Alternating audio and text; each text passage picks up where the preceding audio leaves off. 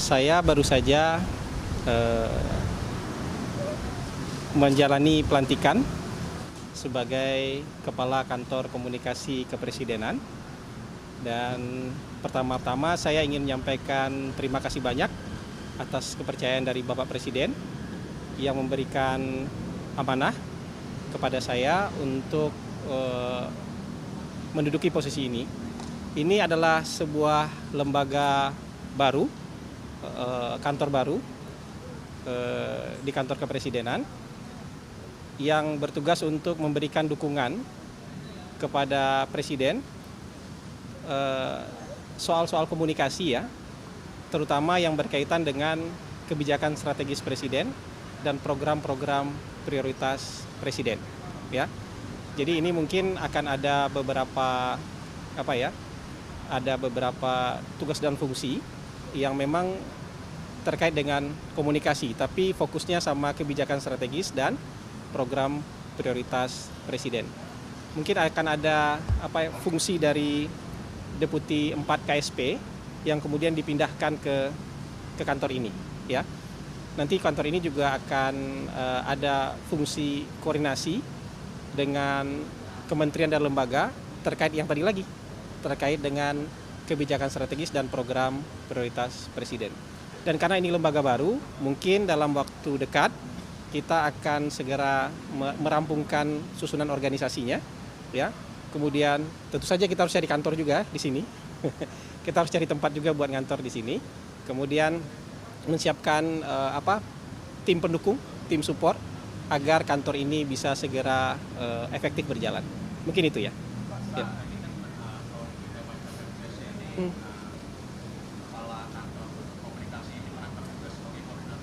Ya.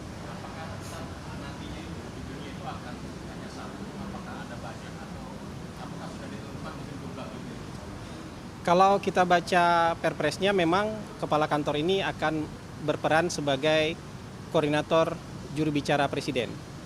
Tapi selain kepala kantor juga nanti akan ada juru bicara lain yang ditunjuk sendiri oleh Presiden. Tapi nanti berkantor di kantor ini. Jumlahnya bergantung kepada kebutuhan Presiden. Jadi jumlahnya tidak ditentukan, sesuai dengan kebutuhan Presiden nanti. Apakah butuh 5, butuh 4, butuh 6 dan sebagainya, itu tergantung kepada kebutuhan Presiden. Gitu. Kemarin Pak Hasan sendiri termasuk yang berperan dalam menangkal serangan-serangan politik ke pasangan Prabowo dan Mas Gibran. Apakah mungkin Pak Hasan ini dipasangkan sebagai kepala kantor ini untuk menangkal serangan-serangan politik nanti yang dinarasikan kepada Pak Prabowo? Begini, yang jelas kita kan harus menyampaikan hasil capaian program-program prioritas pemerintah. Jadi juga supaya masyarakat dapat informasi yang lebih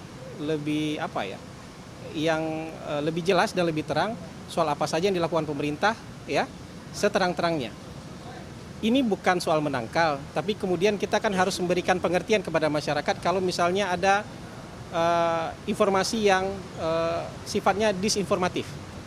Kalau ada sifat isu-isu yang sifatnya mungkin ada distorsi, ada fitnah, ada yang berita-berita yang tidak benar lah.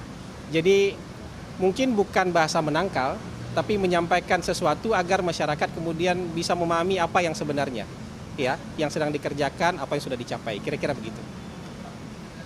Ya.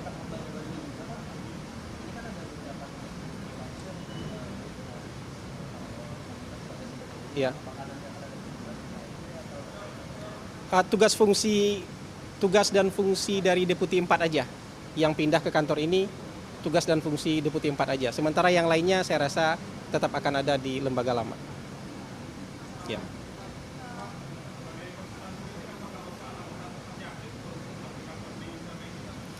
Saya sudah pensiun dari konsultan politik Februari tahun 2024. Sudah pensiun, selesai. Saya sudah mundur dari jabatan eksekutif maupun jabatan komisaris di perusahaan konsultan politik sejak Februari tahun 2024. Gitu. Terakhir ya, karena ada yang lain yang harus.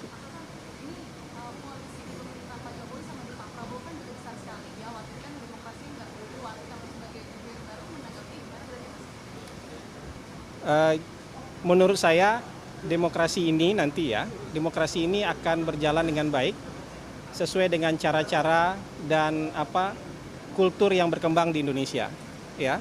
Dan kita berharap iklim demokrasi yang sekarang ya terbuka, teman-teman bisa mengkritik, teman-teman juga bisa memberitakan, ya. Teman-teman juga bisa menjadi alat kontrol.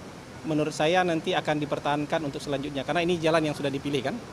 Jadi menurut saya nggak perlu ada kekhawatiran soal demokrasi di sini. Kan kita butuh pemerintahan yang efektif ya. Kita butuh pemerintahan yang efektif. Sekian dulu ya. Jelajahi cara baru mendapatkan informasi. Download Metro TV Extend sekarang.